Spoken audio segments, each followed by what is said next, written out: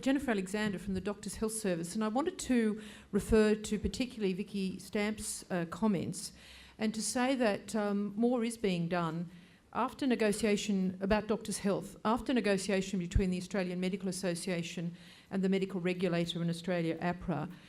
All of our registration fees have been top sliced, and a company has been established to fund services, health services, particularly for doctors, and to work with the profession to promulgate the importance of self-care and care of others. So I'm just, given that there are a lot of colleges here, alerting you that when we, early days, get established, we will be coming to the colleges to ask you to help promote our website, which is likely to be called Doctors for Doctors, but also to talk with the colleges about the development of modules about self-care and care for others, including stuff about bullying and harassment that might be able to be put into professionalism curricula. Okay, thanks. Does anybody want to comment about self-care, education about that? What's going on in terms of teaching the skill set of around self-care? Nikki, do you want to start? Yeah, thanks for that. I think that's a great start. But what I was trying to hammer home is that we have policies and we have information, but stupid things like having a running group it's so tiny, and it doesn't need policies and it doesn't need websites. It needs actual action, and it doesn't cost much, so there's no reason why we can't do that. And this is not a new problem either. These policies have been in place for quite some time, so it's not just. So what is the timeline? Why is there a problem still? It's unacceptable. Okay. Julian, do you have a comment?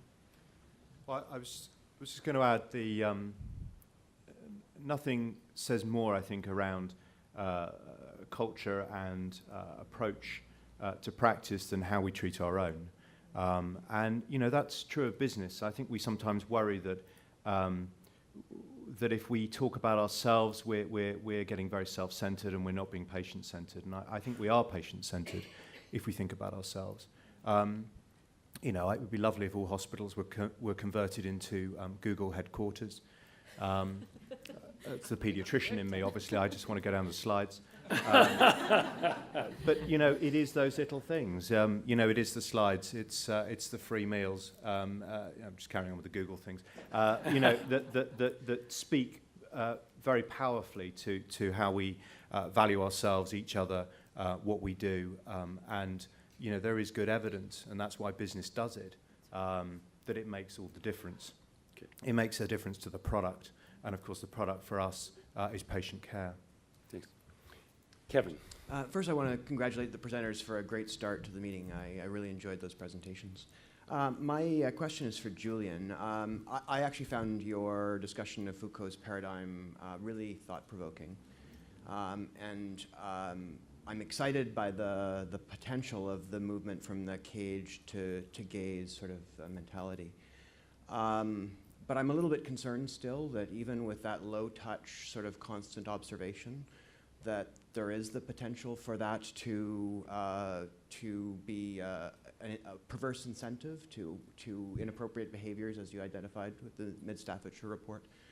And I am aware of data from Daniel Pink and others about professionals and motivation and whether pay for performance and that kind of attention actually really promotes positive change, or actually, if anything, disempowers.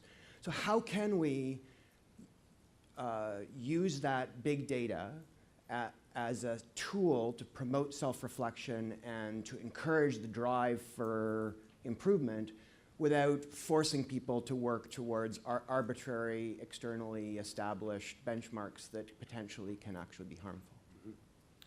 Mm-hmm. My last slide went down very quickly, but I don't know if you saw Tweety Bird and Sylvester, that naughty, naughty pooty cat.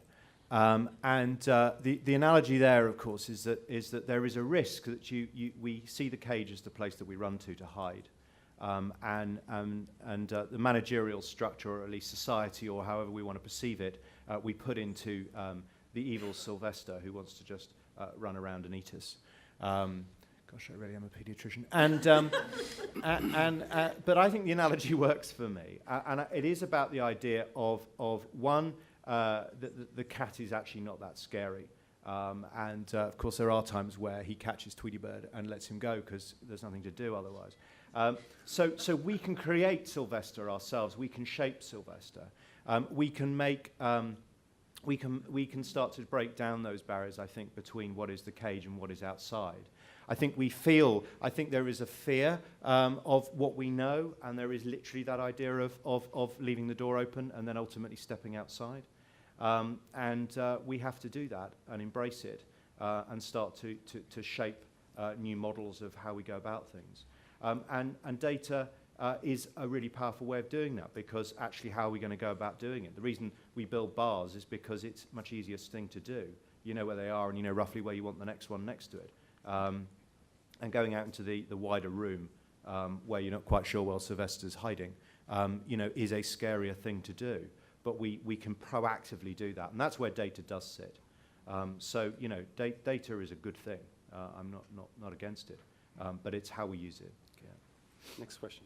Okay, I'm Susan Miles. I'm a physician from Newcastle, a lecturer at Newcastle University. A comment and a question. I very much support the idea of if a doctor becomes ill and has a serious medical or mental illness, that there should be a back-to-work and keeping working program in place.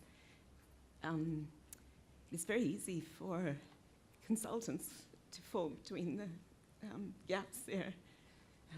When there's a formal training program or someone is within the public hospital system, that may be the case, but once you move beyond that, your colleagues may think they're protecting your privacy by not inquiring or supporting you to return to the workplace. Right.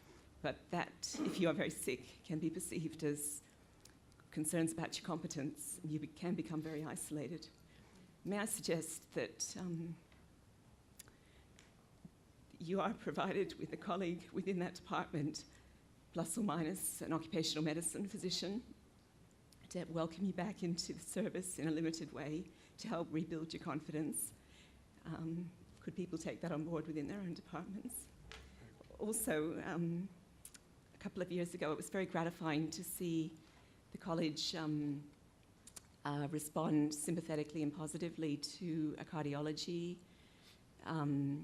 registrar who disclosed within the newsletter her very traumatic experiences of losing a baby at term and trying in the midst of that to continue her training. Right. I would like an update, perhaps from Nikki or someone within the audience, as to where things stand in supporting women who are trying to have their families whilst completing training. Thank you. Nikki, do you have any comments or thoughts? I guess my first disclosure is I don't have children. I don't even have fur babies. So, but my friends and colleagues who have had pregnancies during surgical training, that's really all I can comment on, have had varying degrees of difficulty and varying degrees of support. And one of the most interesting things, and I'm really pleased that you brought up a miscarriage. Well, actually, it's a very late one, but I have a friend who's going through fertility treatment, and that's you can be pregnant, you can have a child, but you can't have complications thereof. So it's more about an awareness that illness, pregnancy comes in many different forms, and we should be sympathetic to our colleagues. Great. We're going to take two more questions. This mic and that one, I think, and then we'll have to break. Thank you very much, and thank you for the speakers. My name is Mark Yates. I'm based in Ballarat, and I'm going to ask a question, well, some people from Ballarat here, as a regional provider, because, Nikki, you raised the issue of distribution or maldistribution and the potential pressure that's applying to both junior doctors and potentially medical students. I just want to ask the question, because I think we have a problem within the profession in that, in fact, if 68% of doctors or medical students want to go into specialty practice, do we have a problem in medical education? Do we have a problem in the experience that we're providing to junior doctors? And do we as a profession have a problem in actually not having a process within our professions that drive people, whether it's economically or otherwise, to regional areas where there's lots of opportunity? You don't have to work part-time as an anaesthetist in Sydney. You could actually work full-time as an anaesthetist in Ballarat. And I think that we like to look at the problem, but I think one of the solutions is looking outside that. I think that's a really good question. And rural medicines, rural practice is such a complex problem. I'm very much an urban dweller. I don't really consider myself an expert on it, and my career also forces me into urban situations. But I don't think it's just a maldistribution to rural centres either, but also in our specialty mix or generalist mix. And yeah, we do need to look at regulating or encouraging or compensating people for choosing a generalist pathway or not their first choice or working in the country or, yeah. Kate, do you have a comment on that? The National Regulation and Accreditation Scheme has one of its objectives of developing a flexible and mobile workforce that's fit for the needs of Australia, and there are similar ideas in New Zealand and elsewhere. And we're encouraging the medical colleges to look at what workforce needs are and produce the specialists that are required. But there are many forces that drive us towards subspecialisation and so forth. And the problem in Australia is that there's no unified and useful data set, particularly about the outcomes of specialist training and whether we are actually, the college's product is actually what is fit for purpose. So I would like to see more of that. And I think in particular that would help us actually have data about whether generalists are what are required or whether we need specialists in common things, which is not quite the same thing. Yeah. Thank you. Last question. Yes, sir. Yeah, I'm David Fletcher, Professor of Surgery, UWA. I'm a general upper GI surgeon. My question again to the panel actually is really about the balance between surgical training and service delivery. If we are training too many, two problems. The first actually is that you dilute the learning opportunity. The second is you end up with the tragedy of people underemployed at the end of the day. Do we need to change our structure for the future to consider the development of career medical officers in our institutions as a means of fixing that balance? Yeah. Bill, do you want to comment? Yes, yeah. I mean, a lot of this resonates with psychiatry. A lot of the issues that we heard from Ballarat. I mean, even though we're waiting for this tsunami of medical students to come through, we've got a lot of vacancies, particularly in New South Wales. I think Victoria, things are a little bit better, but in New South Wales, a lot of vacancies in our training zone, and we're really struggling to attract trainees to our positions. Yeah. Other comments before we end? It's just Julie? maldistribution, isn't it? This is the thing. We've got too many of some and not enough of the other. Yeah. Yes. Julie? I'm afraid I'm not up to speed in terms of how much you control these things here. Do you work with the markets? So what people do is what they do. So I would just say from the UK experience, the numbers are very, very controlled, and the idea is that you create the workforce that you need. But even then, it's incredibly difficult to do. We have tried to change medical education from the very beginning to be primary care focused. My own school, medical students are out in primary care from day one. We push general practice. We push, that's the focus. And still a minute minority of our students end up in general practice. And then you try to control the specialties at the other end and say, there are limited numbers. So, admittedly, super specialist type stuff, but, if you want to be, a pediatric oncologist, you struggle to get into pediatrics, and then, you literally compete at a national level to get one or two of the available training programs that are available nationally each year. And that's literally linked to somebody who's retiring, so you'll be able to know who the person is that you're in theory replacing in X number of years' time. They don't always know that, and it still doesn't work very well because, of course, there's ebbs and flows and demands and things change, and of course there's so much time lag, which of course is why there's always that political push to why does it take us so long to do what we do. And trained to do what we do. So, yeah, it's not easy. Kate, last comment to you, and then we'll break. Two brief comments. One is that if we create a group of people who are working as career medical officers, we need to regulate them properly and ensure their continuing professional development, which is currently not as strong as we would like.